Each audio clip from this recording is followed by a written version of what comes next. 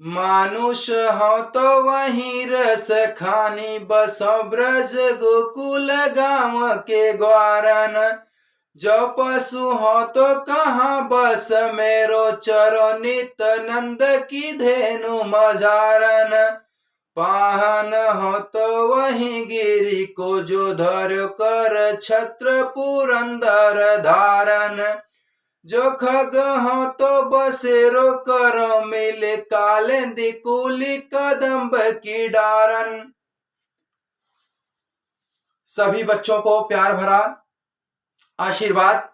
और आज मैं स्टार्ट करने जा रहा हूं हिंदी का एक सेशन। चूंकि मेरे पास 2 बच्चे आज कमेंट किए मॉर्निंग में कि सर उन्हें केवल सिर्फ 2 ही पदों में भ्रम पैदा हो रहा है और अक्सर वो पूछा जाता है बोर्ड एग्जाम में। वह बच्चे कह रहे थे कि सर मुझे उस लाइनों का केवल आप मुझे संदर्भ सहित व्याख्या बता दीजिए और अर्थ कैसे लिखते हैं, संदर्भ कैसे लिखते हैं, उसका तौर तरीका मुझे बता दीजिए। अतः बच्चों में उन दोनों बच्चों के कहने पर, वो विशेष रूप से एक बच्चा है अनित शुक्ला करके और एक बच्चा और है, वो विवेक नाम से बच्चा है, वो दोनों बच्चे रिक्वेस्ट किए, इसलिए मैं ये वीडियो लेके आया। ये देखिए क्या है कि आपको पता होगा कि हिंदी का जो आपका अध्याय 3 है, शायद हिंदी का अध्याय 3 जो रसखान जी द्वारा लिखा हुआ है, रसखान सुजान पाठ से लिया गया है, सवैया, उसमें से कुछ पद निकाल करके रखे गए हैं। उन पदों में से कुछ 2 पद ऐसे हैं जो बच्चों को दिक्कत हो रही थी और बच्चों का आग्रह हुआ कि सर इसके बारे में थोड़ा मुझे बताया जाए। तो आज मैं बच्चों और सेशन, आपका मैथ का सेशन रोक करके ये बताने आ रहा हूं।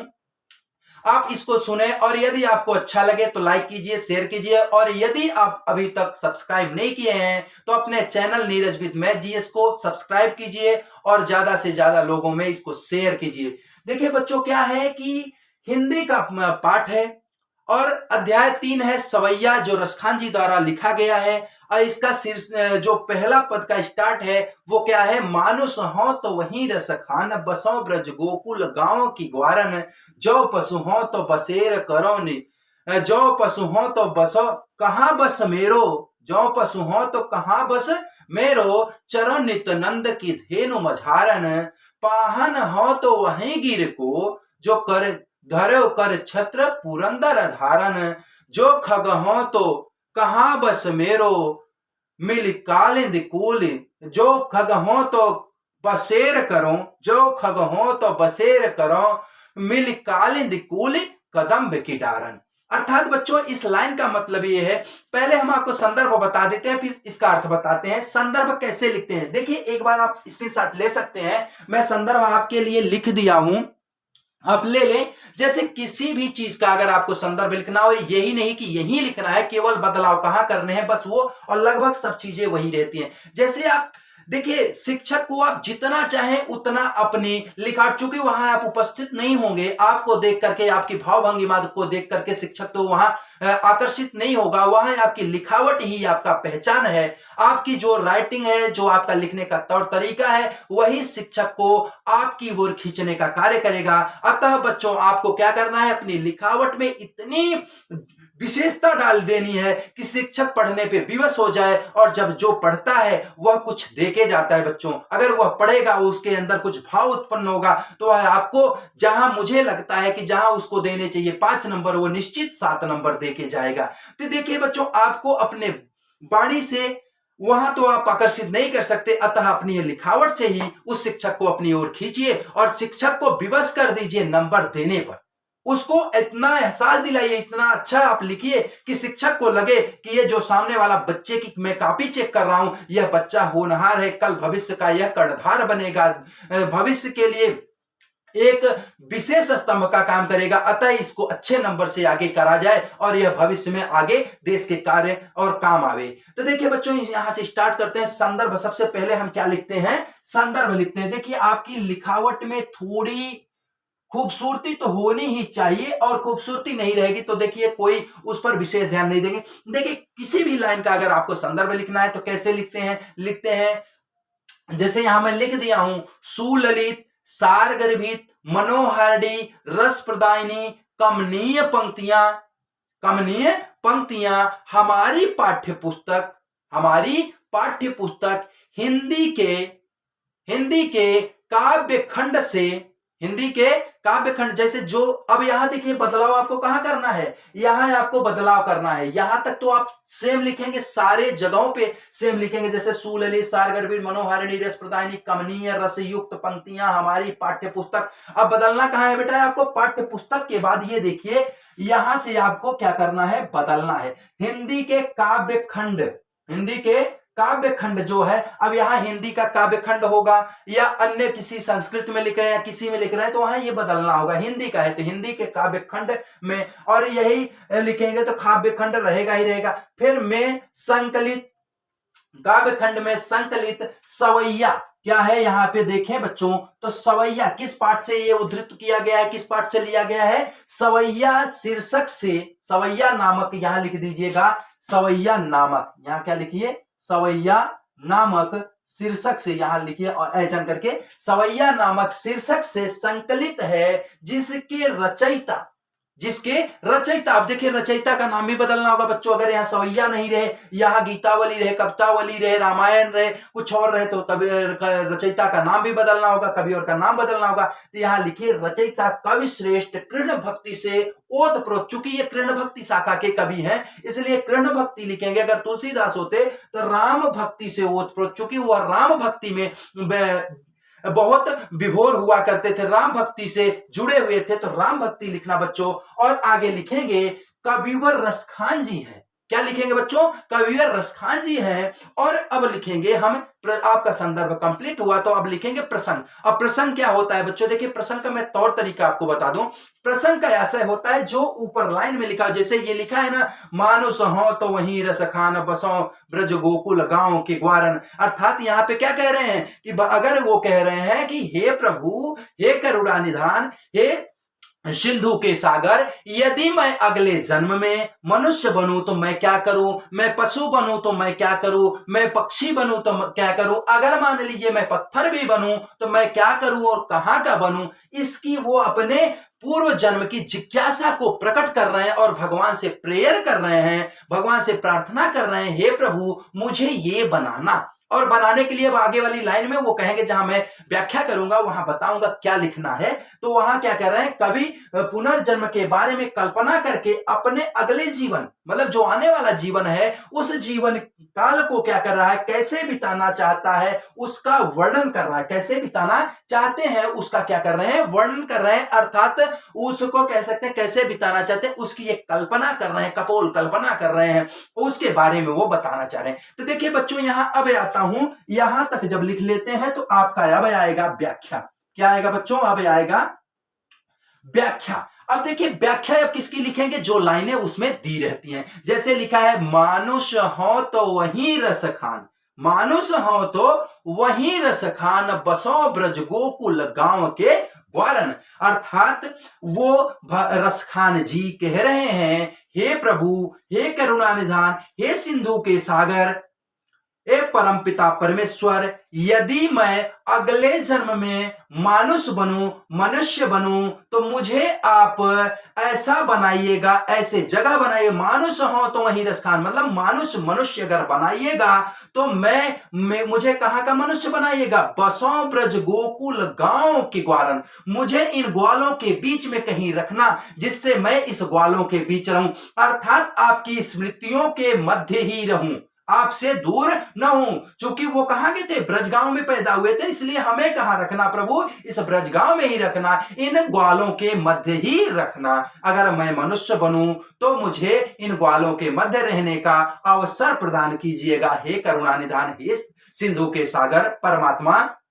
आगे कह रहे हैं, जो पशु हो तो कहां बस मेरो, यदि परमात्मा मैं पशु बन जाऊंगा तो मेरा बस तो नहीं रहेगा, जो पशु हाँ तो कहां बस मेरो, अर्थात हे प्रभु अगर मैं पशु बन जाऊंगा तो मेरा बस तो नहीं रहेगा, लेकिन चरो नित नंदु की धेनु मझारन। मुझे ऐसी कृपा दीजिएगा, ऐसी आप अपनी कृपा दृष्टि मुझ पर डालिएगा कि मैं अगर चरूं, मैं अगर रहूं तो कहां रहूं? चरूं नित नंद की धेनु मझारन, मैं नंद जी के गायों के मध्य में रहूं, मझारन में रहूं, उनके बीच में ही रहूं, उनसे बिलग न होऊं, अर्थात आपकी स्मृतियों के साथ रहूं, आपको जो चाहने वाले हैं उन्हीं के मध्य मेरा निवास रहे। हे परमात्मा, हे प्रभु, अब दुखहार हे प्रभु। ते आगे कह रहे हैं लाइन में बच्चों कि पाहन हो तो वहीं गिरी को। आगे कह रहे हैं यदि मैं मनुष्य नहीं बनूं,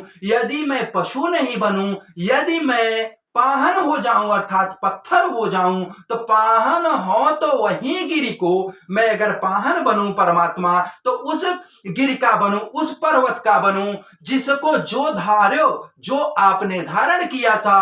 कर छत्र पुरंदर धारण, कर छत्र, छत्र जैसा, छतरी जैसा धारण कर लिए थे। पुरंदर, पुरंदर मतलब इंद्र को कहा जाता है। पुरंदर की वजह से, पुरंदर का घमंड तोड़ने के लिए अर्थात इंद्र भगवान का घमंड तोड़ने, चूंकि वह इतनी बारिश हो गई थी, इतना ज्यादा सारा डूब गया था, ऐसा लग रहा था कि अब आपका ब्रज जो है वह गोकुल नहीं रहेगा। तो भगवान ने अपनी अंगुली पे, कंगुरिया पे उसको उठा करके ऊपर कर दिए कि लो इंद्र, अब तुम करो, जितनी वर्षा करनी है उतनी वर्षा तुम करो, और तुम मेरे ब्रजवालों को, मेरे ग्वालों का कुछ भी अगर आप नुकसान कर सकते हो तो नुकसान करके दिखाओ।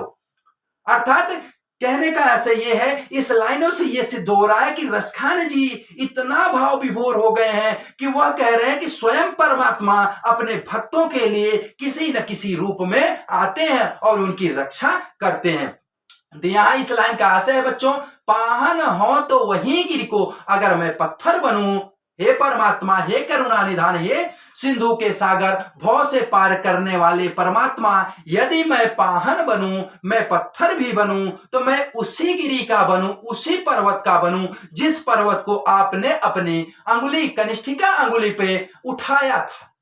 देखिए क्या है कि रसखान जी की जो भाव भंगिमा है, रसखान जी का जो प्रेम है, वह कितना विह्वल बह रहा है, कितना स्पष्ट से प्रस्फुटित हो रहा है, कितने स्पष्ट रूप से दिख रहा है हमें कि वो क्या चाह रहे हैं कि अगर मैं भी रहूं तो इर्द गिर्द ही रहूं, परमात्मा के आसपास ही रहूं। अगली लाइन में कह रहे हैं, जो खग हो तो बसेरो करो, जो खग हो तो बसेर करो, मिले कालिंद कुल कदम्ब की डारन।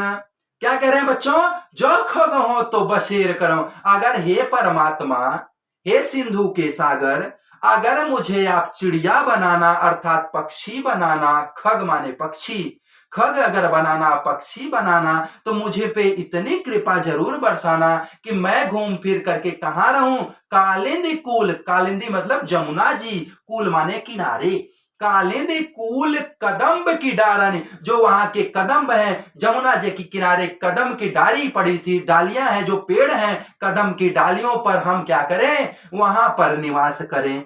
जैसे कहते हैं ना कि क्या कह रहे हैं कि हम क्या करें, अगर पक्षी भी बने तो हमारा निवास कहां होना चाहिए? उसी जमुना के किनारे जहां आप कालीदह में नाग को मारने गए थे, तो उसी जमुना के किनारे हमें आप उन कालिंदी के कूल के, कालिंदी के किनारे कदम्बों के डारों पे हमें निवास करने की आप कृपा करिएगा, ऐसी कृपा करिएगा हम वहीं पे रहें, हम कहीं छूट करके न जाएं। चूंकि अब मुझे तो नहीं याद रहेगा कि मैं क्या हूं, कैसे हूं, लेकिन आप इतनी कृपा जरूर करिएगा प्रभु कि अगले जन्म में मैं जो भी बनूं आपके ही सानिध्य में रहूं, आपके ही अगल बगल रहूं। देखिए बच्चों, अनित जी को मैं बताना चाहूंगा कि इसका संदर्भ ऐसे आप लिखेंगे, प्रसंग ऐसे लिखेंगे और व्याख्या इस लाइन की इस तरीके से करेंगे।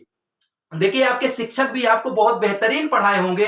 यदि मेरा तरीका आपको अच्छा लगे तो आप मेरा एक्सेप्ट करिएगा, यदि आपके गुरुजनों का तरीका आपको अच्छा लगा हो तो उनका एक्सेप्ट करिएगा। देखिए बच्चों, आपका रिक्वेस्ट था, मैं अपनी तरफ से एक रिप्लाई दिया। देखिए अब यहां क्या है, एक और छंद है, इनका पद है, उसको भी बता देता हूं। इनका अगला जो पद है वो है, देखिए इनकी अगली लाइन है कि धूरी भरे अति शोभित श्याम जूतैसी बनी सिर सुंदर चोटी, खेलत खात फिरे अंगना पग पैजनी बाजत पीरी क छोटी वाछबी को रस खाने बिलोकत वाछबी को रस खानी बिलोकत बिलोक रहे हैं देख रहे हैं वारत काम कला निज कोटी काग के भाग बड़े हरी सजनी काग के भाग बड़े हरी सजनी हरी हाथ सोले गयो माखन रोटी काग के भाग बड़े हरी सजनी काग के भाग बड़े हरी सजनी हरी हाथ सोले गयो माखन रोटी। देखो देखो बच्चों ये क्या है, इसका प्रसंग संदर्भ तो वही रहेगा। अगर ये भी लाइन आपके परीक्षा में आती है, लिखा रहेगा निम्नलिखित पद का या निम्नलिखित पंक्तियों का ससंदर्भ व्याख्या कीजिए, ससंदर्भ प्रसंग व्याख्या कीजिए, तो संदर्भ तो यही रहेगा बच्चों, बस प्रसंग यहां बदल जाएगा। अब यहां प्रसंग ये नहीं रहेगा, प्रसंग अब क्या रहेगा, धूरी भरे अति शोभित श्याम जितैसी बनी सिर सुंदर चोटी खेलत खात फिरे अंगना पग पैजन बाजत पीर कछोटी वा छवि को रस खान बिलोकत वारत काम कला निज कोटी काग के भाग बड़े हरि सजनी हरि हाथ सोले गयो माखन रोटी। अर्थात बच्चों यहाँ पे प्रसंग में आप क्या लिखेंगे कि यहाँ रसखान जी द्वारा भगवान श्री कृष्ण के बाल्यावस्था के सौंदर्य का वर्णन किया जा रहा है। बाल्यावस्था में उनके सौंदर्य का वर्णन किया जा रहा है। वह पीली कछोटी में अर्थात पीली कच्छे में या पीली लंगोटी में कैसे लग रहे हैं, कैसे वो खेल रहे हैं, कैसे आंगन में चल रहे हैं, ये सारी बातें क्या की गई हैं, इस लाइन में की गई है, इस पंक्ति में की गई। तो आप लिखेंगे क्या कि कविवर रसखान जी द्वारा भगवान श्री कृष्ण के बचपना में किए गए क्रियाकलाप, मनमोहक क्रियाकलाप के बारे में इन पंक्ति के माध्यम से वर्णन किया गया है। अब देखिए बच्चों इसका व्याख्या हम क्या लिखेंगे कि धूरी भरे अति शोभित श्याम जी, धूल से भरे हुए, जैसे आपको याद होगा या देखते होंगे कि गांव में जब छोटे छोटे बच्चे होते हैं उनसे धूल से बहुत लगाव होता है, वो धूल ऐसे उठा करके अपने सरों पे डाल लिया करते हैं और उनके उस पर भी बने, जब उनके बाल होते हैं बड़े 4 साल 3 साल के बच्चे होते हैं, बड़े बड़े बाल होते हैं, चोटी बना देती मम्मी लोग, कितने खूबसूरत बच्चे लगते हैं। तो वहां कह रहे हैं भगवान, अब देखो अगर एक मानव एक बच्चा इतना खूबसूरत लग रहा है जो भगवान का रूप माना जाता है और स्वयं साक्षात अगर परमात्मा उस रूप में रहे, फिर क्या कहना। अगर एक परमात्मा का रूप, परमात्मा का एक अंश जिसको हम मानते, बच्चे को परमात्मा का अंश मानते हैं, वो इतना खूबसूरत लगता है, वो इतना मन को भावन लगता है, मन को मोह लेता है, हमारी आंखों को अपनी ओर आकर्षित कर लेता है, हमें कुछ कार्य करना होता है लेकिन हम उनकी सौंदर्यता को देखते हुए वहां टकटकी लगाए बैठे रहते हैं। तो देखिए वहां क्या होता है, वहां टकटकी लगाए हुए बैठे हैं तो वहां क्या हो रहा है कि हम जब बच्चे अगर भगवान के अंश को देख के इतना प्रफुल्लित हो रहे हैं, तो अगर परमात्मा सामने रहे तो फिर क्या कहना। देखिए तो धूरी भरे अति शोभित श्याम जू तैसी बनी सिर सुंदर चोटी, भगवान श्री कृष्ण जी धूल से भरे हुए, बालों में धूल लपेटे हुए, शरीर में धूल लपेटे हुए कैसे शोभित हो रहे हैं, कैसे सुशोभित हो रहे हैं, कैसे शोभायमान हो रहे हैं। तैसी इतनी ज्यादा सुंदरता उनमें है और उस पर भी सुंदरता चार चांद, मतलब कह सकते हैं सोने में सुहागे का काम कौन कर रहा है, तैसी बनी सिर सुंदर चोटी, और उस सुंदरता की को चार चांद लगाने के लिए उनके सर पे मां यशोदा द्वारा चोटी बांधी जो गई है वह चार चांद लगा रही है। आगे कह रहे हैं खेलत खात फिर अंगना, खेलत खात फिर अंगना, भगवान श्री कृष्ण जी क्या कर रहे हैं, खेलते खाते हुए आंगन में फिर रहे हैं, घूम रहे हैं। खेलत खात फिरे अंगना, खेलते हुए, जैसे छोटे बच्चे जब होते हैं उनको खिलाई, एक निवाला खिलाए तुरंत भाग जाते हैं और पुनः आकर के खाते हैं, पुनः भाग जाते हैं। तो भगवान श्री कृष्ण जी तो मायापति कहलाते ही हैं बच्चों। तो वो मायापति थे तो माया तो करना उनका कर्तव्य ही था, उनका क्या है, माया के ही बल पे तो हम लोग को वो मोहते हैं। आज भी हम अगर सीरियल टीवी में देखते हैं तो उनकी जो अभिनय करता है उस अभिनय को देख करके अगर हम इतना मोहित हो रहे हैं तो समझिए जब साक्षात परमात्मा को जो देखता रहा होगा उसके अंदर क्या वात्सल्यता उत्पन्न होती रही होगी, क्या वात्सल्यता उमड़ती रही होगी। बच्चों वहां कह रहे खेलत खात फिरे अंगना, भगवान श्री कृष्ण जी आंगन में खेलते खाते फिर रहे हैं, घूम रहे हैं। अब बाज पग पैजनी बाजत पीर कछोटी। अब देखिए उनकी सुंदरता, ये जब घूमते हैं तो उनकी सुंदरता को कौन बढ़ा रहा है? उनकी जो पीली पीली कछोटी अर्थात कच्छा पहने हुए हैं, जैसे बच्चों को नीचे से कच्छा पहनाया जाता है, भगवान श्री कृष्ण को जब छोटी छोटी धोती पहनाई गई थी जिसको कच्छा हम कह रहे हैं, तो जब पीली पीली कछोटी वैसा भी उनको पीतांबर कहा जाता है, पीत पीला अंबर ओढ़ने वाले हैं भगवान श्री कृष्ण। तो देखिए यहाँ पे आप देखिए तो यहाँ पे क्या हो रहा है कि भगवान श्री कृष्ण जब पीली पीली कछोटी कच्छा पहने हुए हैं, कह सकते हैं आप जो कह सकते हैं उसको धोती पहने हुए हैं, और उनके पग में जो पैजनिया अर्थात घुंघरू पायल लगे हुए हैं वो बज रहे हैं। पग पैजन बाजत पीर कछोटी, पीली कछोटी पहन करके पग में पायल पहन करके जब चलते हैं तो उनके क्या होते हैं? घुंघरू बज रहे हैं। ठुमुक ठुमुक चले रामचंद्र बाजे पैजनिया, अर्थात भगवान रामचंद्र जी के लिए जैसे कहा गया वैसे भगवान श्री कृष्ण जी जब चलते हैं तो क्या होता है? पैजनिया बजने लगती है। आप क्या कह रहे हैं यहाँ पे कि पैजनिया बजने लगती है, तो कितनी शोभा बढ़ रही है। जैसे कहा गया है, आप लोग पढ़े होंगे, या लकुटियर कांवरिया पर राजती हूं पुर को तजीडारों। तो यहां है ना, पग पैजन बाजत पीर कछोटी, ऐसे कुछ है लाइन, पग घुंघरू बाजत। देखिए अगली लाइन क्या है बेटा? वा छवि को रस खान बिलोकत, वा छवि को रस खान बिलोकत, उस छवि को रस खान जी बिलोक रहे हैं अर्थात देख रहे हैं।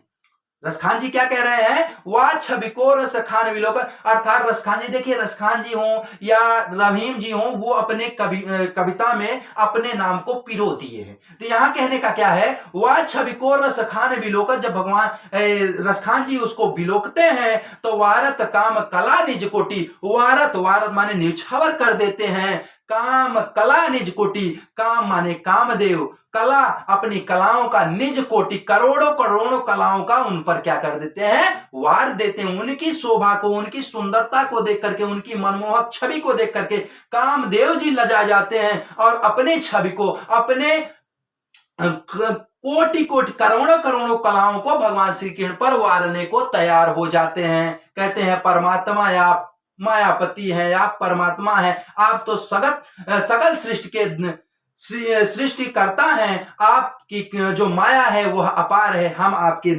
आपको कोटि कोटि नतमस्तक करते हैं, आपके सामने मेरी सौंदर्यता कुछ नहीं है प्रभु। आगे क्या है? कागे के भाग बड़े हरि सजनी, कागे के भाग बड़े हरि सजनी, ले गयो हाथ से ले गयो माखन रोटी, हरी हाथ से ले गयो माखन रोटी। अब देखिए आप टीवी वगैरह में देखे होंगे कि भगवान श्री कृष्ण जी जब खेलते रहते हैं, खाते रहते हैं वहां पर, तो एक कौवा आता है और उनके हाथ से रोटी लेकर के भग चलता है।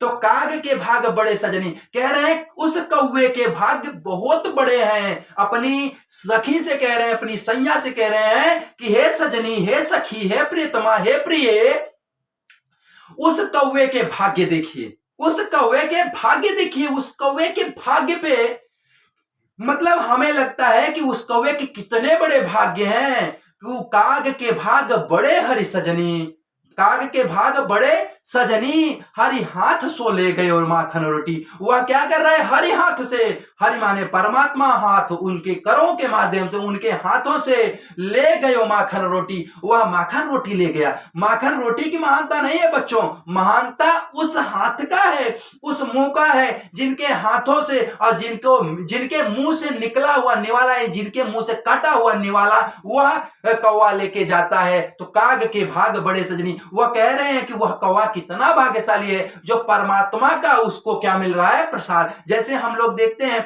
कि घर में बुबा लोग या संत महात्मा जितने होते हैं वो क्या करते हैं? परमात्मा को पहले अर्पित करते हैं और उनका जूठा प्रसाद मान करके ग्रहण करते हैं, यही करते हैं बच्चों। तो वह कह रहे हैं कि जब यहां परमात्मा दिख नहीं रहे हैं और केवल हम भाव बस उनको अर्पित करते हैं और उसको खुद को ग्रहण करते हैं तो वहां तो खुद साक्षात परमात्मा अपने हाथों से अपने मुंह में खाते हैं। और उस माखन रोटी को कौन लेके जा रहा है? कौवा ले जा रहा है। अर्थात उस कौवे के भी करोड़ों करोड़ों कह सकते हैं जन्मों को पुण्य उदय हो रहे हैं, और वह क्या करता है? भगवान श्री कृष्ण के हाथों से माखन रोटी लेके जा रहा है बच्चों। तो देखिए यहाँ पे रसखान जी कितने भाव भंगिमा के साथ, कितने भाव के साथ इन पंक्तियों को इसमें पिरो के रख दिए हैं। और यही कारण है कि यह पंक्तियां ही हमको जीवित रखती हैं। जब कभी हम उदास हो जाते हैं तो इन पंक्तियों को पढ़ लेते हैं, इन पंक्तियों को गुनगुना लेते हैं, तो हमें एक एनर्जी मिलती है, एक प्रकार की ऊर्जा मिलती है, और हम अपने आप को एक कह सकते हैं सुप्तावस्था से चैतन्य अवस्था में अपने आप को परिवर्तित कर लेते हैं। हमें क्या मिल जाता है? एक प्रकार की ऊर्जा मिल जाती है। तो देखिए बच्चों यहां पर क्या है? परमात्मा के द्वारा यह सकल सृष्टि का क्या किया गया है? सृजन किया गया है, और उसी के अधीन हम चल रहे हैं, और उसी की हमें क्या मिल रही है? यहाँ गुण गाथा गाने को मिल रही है। तो इनमें क्या है बच्चों? आपको इस प्रकार से इसके संदर्भ लिखने हैं, इसके प्रसंग लिखने हैं, और इसकी व्याख्या लिखनी है। यदि बच्चों यहां कहीं आपको कोई डाउट हो तो आप कमेंट सेक्शन में कमेंट कर सकते हैं। और अगर आपको अच्छा लग रहा हो मेरा वीडियो, मेरा बताना आपको अच्छा लगता हो, तो बेटा आप मेरे प्रोत्साहन में, मेरी मतलब कह सकते हैं कि और खुशियां बढ़ाने के लिए, और मुझे कह सकते हैं कि ऊर्जा, मेरी ऊर्जा क्या है? आप लोग हैं। और जब आपका सहारा मुझे मिलता है तो मुझे क्या है कि मैं कुछ भी करने को तैयार हो जाता हूं। जब सहारा तुम्हारा मिले तो हम पर्वत लांघने को तैयार हैं। जब सहारा तुम्हारा मिले तो हम पर्वत लांघने को तैयार हैं। अमेरिका क्या है? हम दुनिया को मुट्ठी में करने को तैयार हैं। तो देखिए बच्चों यहां क्या है कि कोई विशेष नहीं होता है। अगर संघ मिले, आपका सहारा मिले तो हम कुछ भी कर सकते हैं, लेकिन अगर आपका सहारा नहीं मिलता है, हम अकेले हो जाते हैं, तो हम टूट जाते हैं। और संघ में शक्ति होती है। जैसे हम कहीं भी मिल रहे हैं, 10 लोग इकट्ठे हो जाते हैं। जैसे आप छोटे से कहानी छोटे रहे होंगे तो पढ़े होंगे कि जब एक लकड़ी को तोड़ा जाता है तो तोड़ लिया जाता है, लेकिन वही जब 10 लकड़ी को एक साथ करके तोड़ा जाता है तो नहीं तोड़ा जा सकता है। तो उस कहानी का ऐसे यही हमें सिखाता है कि अगर हम अकेले अकेले रहेंगे तो कोई भी मुझे तोड़ सकता है, लेकिन अगर हम संघ में रहेंगे, एक ग्रुप में रहेंगे, एक यूनियन बना के रहेंगे, तो हमें दुनिया में कोई ताकत नहीं जो तोड़ सके। जैसे हमारा भारत देश है, कह सकते हैं 28 राज्य, यहाँ पे 8 केंद्र शासित प्रदेश हैं, ये सब इनका क्या है? एक संघ है। तो अगर यह एक साथ रहेगा तो भारत को नुकसान पहुंचाने के लिए कोई सोच भी नहीं सकता। करने की तो बहुत बड़ी बात है, क्योंकि मेरे मां भारती के ऐसे ऐसे सपूत पैदा हुए हैं और पैदा होते रहेंगे कि वह मां भारती के आंचल पर कभी भी स्लर लगने नहीं देंगे, धब्बा लगने नहीं देंगे। अगर बच्चों ये आपको सेशन अच्छा लगा हो तो लाइक कीजिएगा, शेयर कीजिएगा। अभी तक सब्सक्राइब नहीं किए हैं तो सब्सक्राइब कर लीजिएगा। बस आज इस सेशन को यहीं तक रखते हैं। पुनः कल मिलेंगे किसी नए टॉपिक के साथ। तब तक के लिए सभी बच्चों को शुभ रात्रि, सभी बच्चों को बहुत बहुत आशीर्वाद। और अगर मेरे से बड़े कोई मेरे मित्र या मेरे बड़े कोई आदरणीय लोग इस वीडियो को देखें कभी, तो उनको मैं सादर प्रणाम करता हूं, नमन करता हूं, वंदन करता हूं, उनका अभिनंदन करता हूं, और उनसे मैं एक आशीर्वाद चाहता हूं। वह मुझे लाइक करें, शेयर करें, सब्सक्राइब करें, न करें, कोई फर्क नहीं है। बस वो आशीर्वाद देते रहें। चूंकि क्या है, वो मेरे से बड़े हैं, वह लाइक शेयर नहीं करेंगे तो दिक्कत नहीं है। बस उनका आशीर्वाद मुझे मिलना चाहिए। जिस रूप में वो आशीर्वाद देना चाहिए वो आशीर्वाद जरूर देते रहें। तब तक के लिए सभी बच्चों को शुभ रात्रि।